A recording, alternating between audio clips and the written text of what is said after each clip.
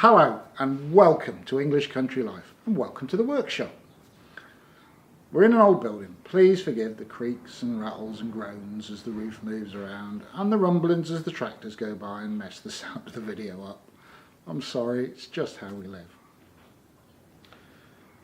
When asking people what sort of videos they'd like to see, a lot of them have said to us, we'd love to see more on tools and how to maintain our tools and restore our tools and take care of them and that type of material. And I thought, yeah, you know what? That's a big part of a self-reliant, self-sustaining life. Not just having the tools, looking after them, making sure that they're well taken care of. So where to start? Well, I've made an executive decision. We're going to start at the beginning, and I do mean the beginning. This tool built this country. Without it, we wouldn't have what we have today. Don't know what it is? That's a flint axe head. And those axes cleared the forests and allowed us to have agriculture. And with agriculture, not everybody was involved in the process of hunting and gathering. And when you've got that, you've got a food surplus, and that allows you to have specialists. And suddenly, you can have metalsmiths, you can have animal herders, you can have woodworkers, and you gradually build a civilization. And the axe built Britain. So I thought we'll start with an axe. You're going to need one on your small holding. We're not going to start with something like this. This is my beloved working axe. It's a beautiful tool, and I have many axes, and I love this one. But it's overkill for a lot of people. We're going to start with a classic. This is a thing called a Kent pattern axe. This one was probably made 100 or more years ago. They were made by a number of factories in Britain, and the Kent pattern refers to the shape. We'll look at that in more detail. And I want to bring this beauty back to a working tool. And I'm going to do a number of videos on that. We're going to look at how to select one if you're buying second hand. We're going to look at helving an axe, i.e. how to fit a new helve, a new handle. We'll look at derusting. We'll look at sharpening. A lot of these skills will transfer to other things we may want to do in the future, and I think that theme is common in a lot of what we do. You know, once we can make furniture polish, it's easy to make shoe polish, and so on and so on and so on. You know, when you can dry meat, you can dry vegetables. A lot of these things, when you build a library of skills, suddenly you can find that those skills, when added together, allow you to do lots and lots of different things. So, this series is on restoring a Kent pattern axe. Let me bring you in close. We'll take a look at the axe, and we'll move on from there. This then is our Kent pattern axe. Kent pattern, named after that particular shape of head. They came in all sorts of sizes. This is a small one, which is actually the most useful size in many ways. Bought at a car boot sale. Sticker price, as you can see, was £4. We don't pay sticker price, so we paid £3 for this axe. Before we get into the restoration, let me tell you a little bit about what I look for when buying an axe for restoration. The handle on this is one of the ugliest things I've ever seen. I think it was originally a bit of broom, possibly a branch, I don't know, maybe a hammer handle even. Certainly wasn't an axe handle. I don't care. Right. The bit, cutting edge, is blunt. You could ride bare ass naked on this axe. I don't care. Right? So we're going to discard it and we'll put a new helve, proper word for a handle. We're going to learn to sharpen an axe. So we don't care about those things. What do we care about? That there are no big cracks anywhere on the head, on either side, on the top or on the bottom. That's most important. Second, these will be rusty. This axe was probably made in the 1800s.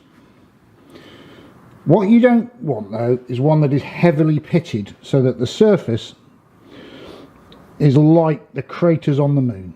Because you get those pockets where the rust has eaten deeply into the steel. When you're cutting something like pine, which is really sappy, the pine sap will get into those pockets and be really hard to clean off, and your axe is going to rust badly as a result of that. So get one that is fairly smooth, uncracked, and lastly, if it looks like someone's been cutting bricks with a bit, so you've got great big divots out of the cutting edge, it is restorable, but it's likely to make an unbalanced axe, and that's harder to clean up. It's doable, but it's got to be a bargain, because these are 10 a penny. You will find on these, this is what's called mushrooming. It's where some vandal has pounded on the back of this axe head with a hammer. Never hit a metal tool with another metal tool unless it was intended to be struck that way. If you must pound on the back of an axe head, unless it's a specially hardened pole, the back, bit, the front. If it's a specially hardened pole, okay, there's debate about that, but with most of these, if you must pound on them with another log or a piece of wood, something that is softer than the steel. If you pound on it with steel, you get mushrooming. You get this kind of ridging around the back, and that's dangerous because those bits of metal are deformed and can fly off. That's it.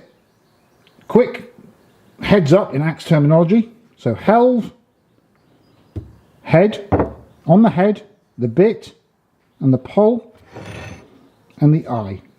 We'll bring in other terms as we go along. We've talked about what to look for when buying an axe. Well, we've bought this one, so what does it need? Well, the bit, the cutting edge, is blunt, badly shaped, looks like it's been done with an angle grinder. The head generally is rusty. You need to deal with that, it'll only get worse. Get all that rust off the head, get it properly treated. The pole, the back of the axe, is not badly, but to some extent, mushroomed. It's been beaten on here with a hammer, and that's caused the steel to come out, and that's not particularly safe. That's awful. Look at that. I can tell you why that's split. The wedge that's in there is far too large. It's been done by somebody who knows what a wedge is, but not how to do it. So this handle, helve in the proper term, has got to go. So I think there are several videos in this. There is a video on axe sharpening. There's a video on derusting. There's a video on fitting a handle.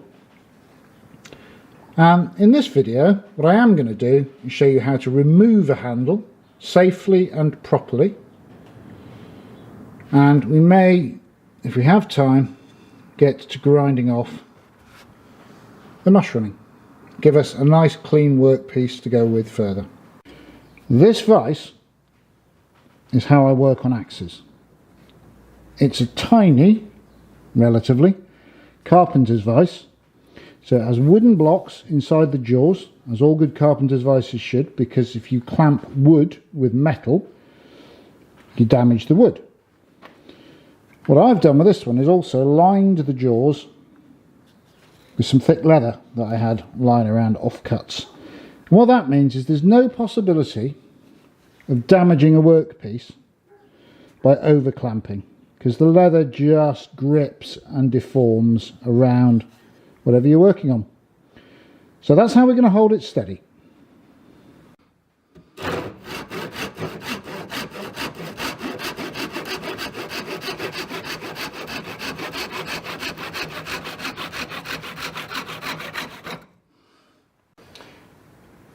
Now we have to get this stub end of wood out of the eye. It's important to know that the eye is wider at the top than it is at the bottom. So the wood slides in, and then the wedge spreads the wood out in the eye so that it can't pull back through. So to remove this wood, the right way of doing it is to drill holes from the top until it's loose and then knock it out from the bottom towards the top. I'm not averse to using power tools, and if you want to use your cordless DeWalt to do this drilling, please do. One thing I will say, you get into less trouble with hand tools because you go slowly and carefully and you feel what you're doing.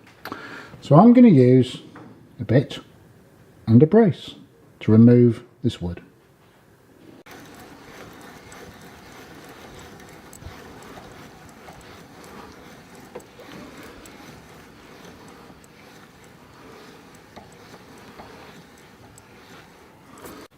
To knock out the old piece of helve, a small piece of wood that is thinner than the eye and a wooden mallet is all you need.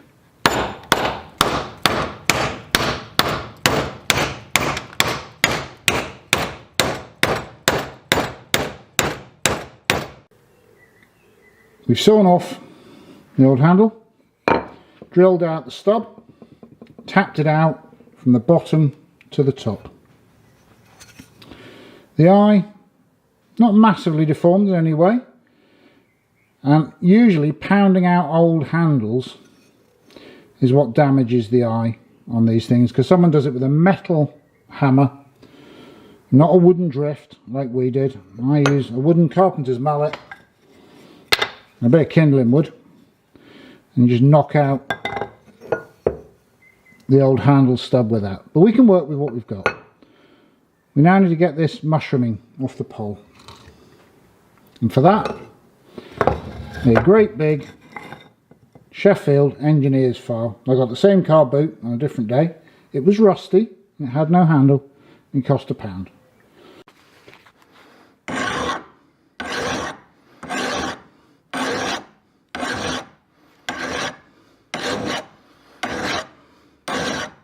You can now see that we just knocked those little sharp bent over edges off where the steel has mushroomed out, and that'll make the axe head a much safer piece of kit to work with. Even the small amount of filing that we've just done will clog your file with debris called swarf, metal filings. If we look closely at our file and angle it, you can see a set of lines just here where my thumb is, another set going the other way. And the teeth are formed at the intersections of those lines. To clean the swarf out, you need one of these. It's called a file card. It's just like a hairbrush for your files. And you can line the little teeth up